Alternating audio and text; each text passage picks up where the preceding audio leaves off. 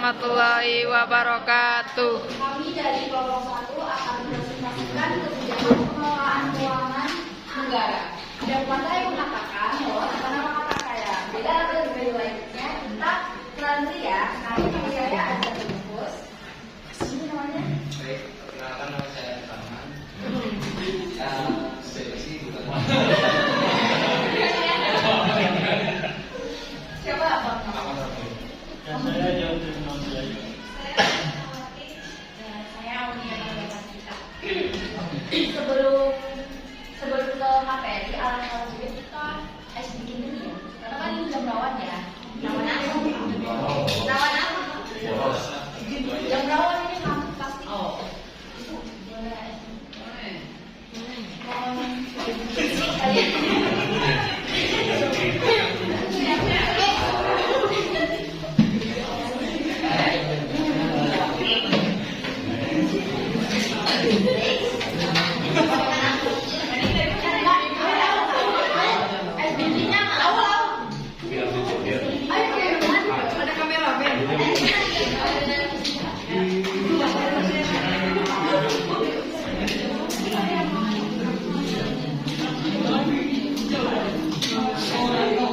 Kalau saya bilang tepuk 1 kalian tepuk 1 kali. Kalau saya bilang tepuk 2 kali kalian bilang tepuk 2 kali. Kalau saya bilang tepuk 3 kali kalian tepuk 3 kali ya. Kalau saya nggak bilang tepuk kalian jangan tepuk. Iya. Ya, oke, ngerti ya? Iya, tepuk 1 kali, tepuk 2 kali, tepuk 3 kali, 4 kali.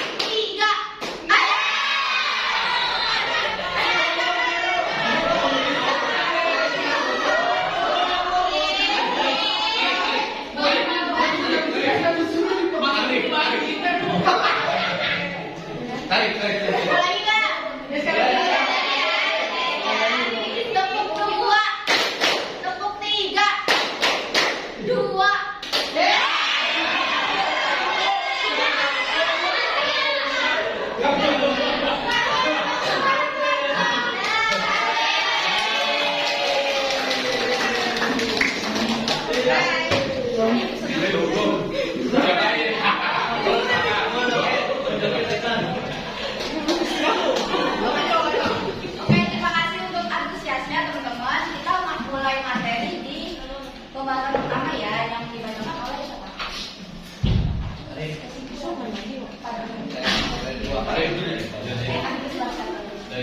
Baik, saya akan membacakan studi yang pertama, di mana hukum administrasi keuangan negara. Hukum administrasi keuangan negara bagian dari hukum administrasi di negara yang mengatur tata kelola keuangan negara oleh badan dan pejabat administrasi publik, termasuk proses perancangan penganggaran, pelaksanaan, pengawasan dan pertanggungjawaban keuangan negara, baik di pusat maupun di daerah, menjamin bahwa keuangan negara dikelola secara tertib, efisien, transparan dan akuntabel sesuai dengan prinsip-prinsip good governance. Baik, yang akan melanjutkan lagi. Ya.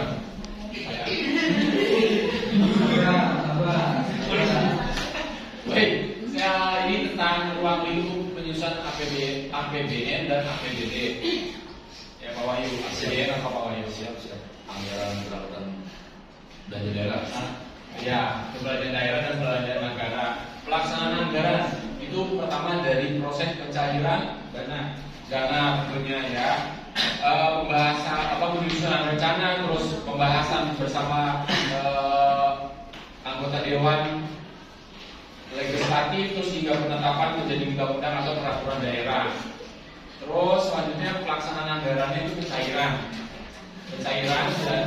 dana dan belanja negara. Ini ada pengawas internal dan eksternal.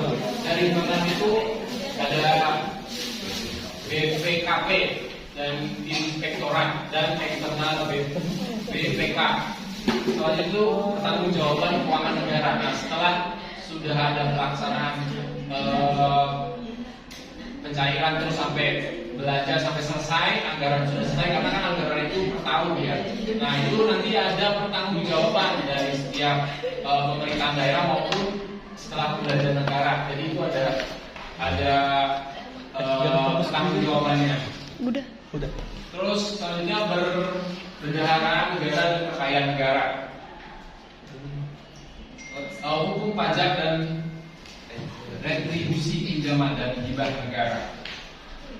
Untuk perbendaharaan ini mengatur manajemen kas negara, pengelolaan aset milik negara atau daerah, serta kewenangan bendahara umum negara atau daerah dalam mengelola penerimaan dan pengeluaran. Nah, untuk hukum pajak dan retribusinya itu mencakup peraturan perundang-undang terkait pajak pusat, pajak daerah, dan retribusi sebagai sumber penerimaan negara atau daerah, serta hak dan kewajiban pajak.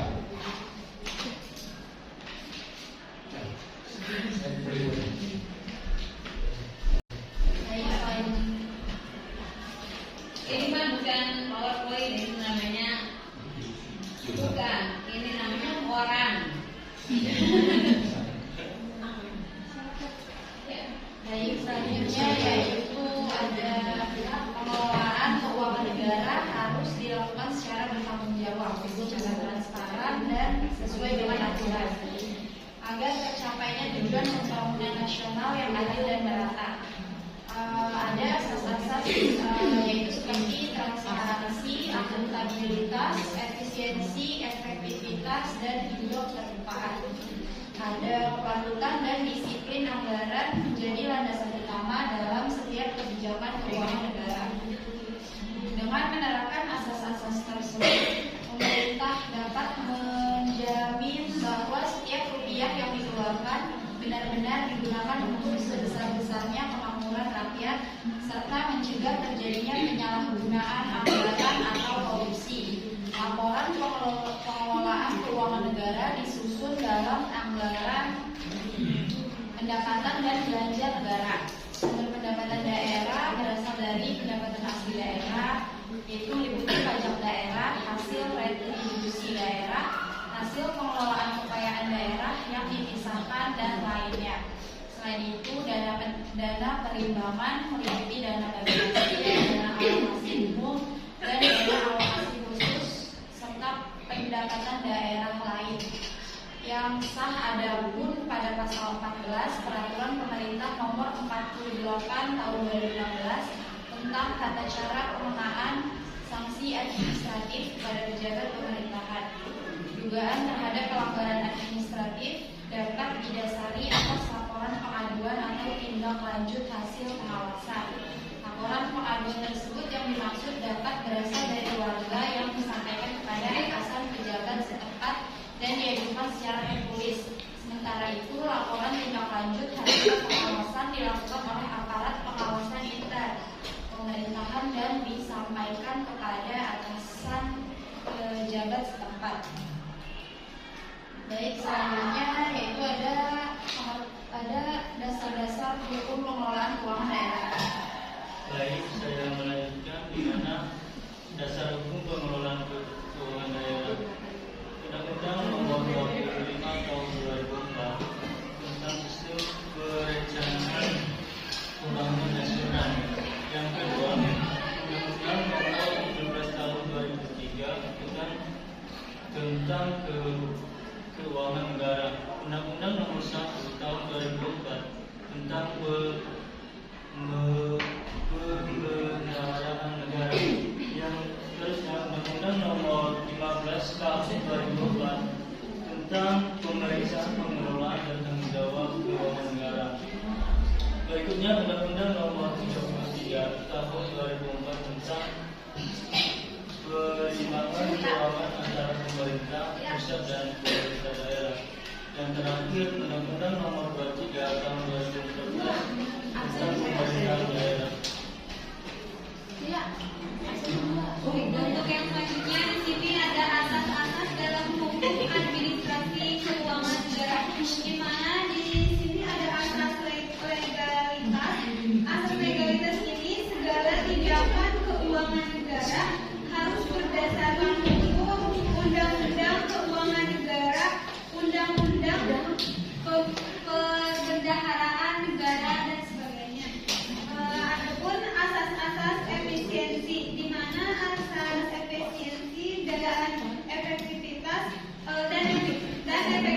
penggunaannya dan efektivitas penggunaan anggaran harus seoptimal mungkin dengan hasil maksimal. Untuk yang selanjutnya di sini ada asas akuntabilitas.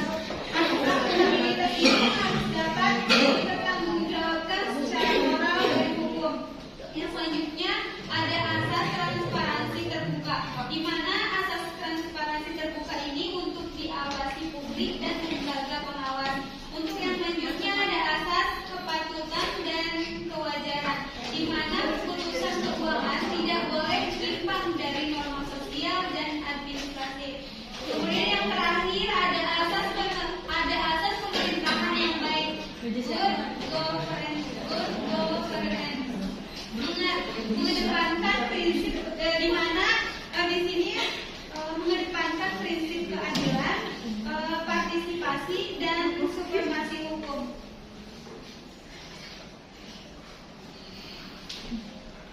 Oke, dari pembahasan yang telah dijelaskan tadi, kesimpulannya adalah kebijakan pengelolaan keuangan negara merupakan langkah strategis pemerintah dalam merencanakan, mengelola, dan mengawasi penerimaan serta pengeluaran negara untuk mencapai tujuan pembangunan nasional. Kebijakan ini mencakup berbagai aspek seperti anggaran, perpajakan, pembiayaan, utang, dan transport daerah. Tujuannya adalah untuk menciptakan stabilitas ekonomi, efisiensi penggunaan anggaran, serta kesejahteraan masyarakat secara berkelanjutan dan akuntabel. Kebijakan yang tepat dan transparan sangat penting dalam menjaga kepercayaan publik dan mendukung pembangunan yang berkelanjutan. Versinya apakah ada yang mau ditanyakan?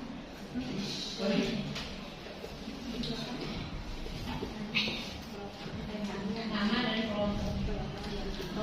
Nama Iqmalawati dari kelompok.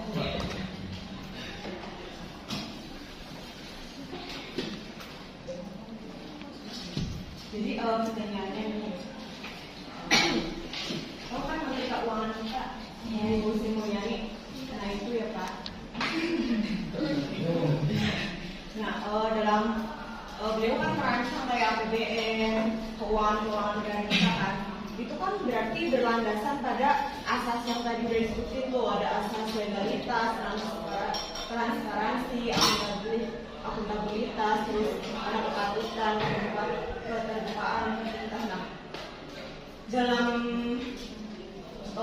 kayak merancang APBN itu menurut pendapat kakak-kakak ini, apakah udah terrealisasi belum asas-asasnya? Misal udah, Kita mau ngobrol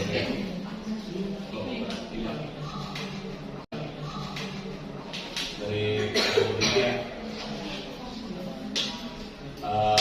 mau Hidayat kelompok 5 tentang keuangan negara yang dikeluarkan ke daerah maupun pusat.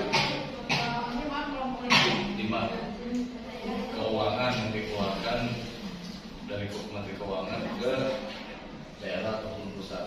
Di sini saya cuma pengen diperjelas saja. Maksudnya itu apa? Jalan-jalan kita alur-alur yang gimana gitu. Biar kemana-mana gitu. Alurnya ada alur. Harusnya sampai ke daerah. Iya, lewat proses kementerian apa? Selanjutnya dari 2. Ya.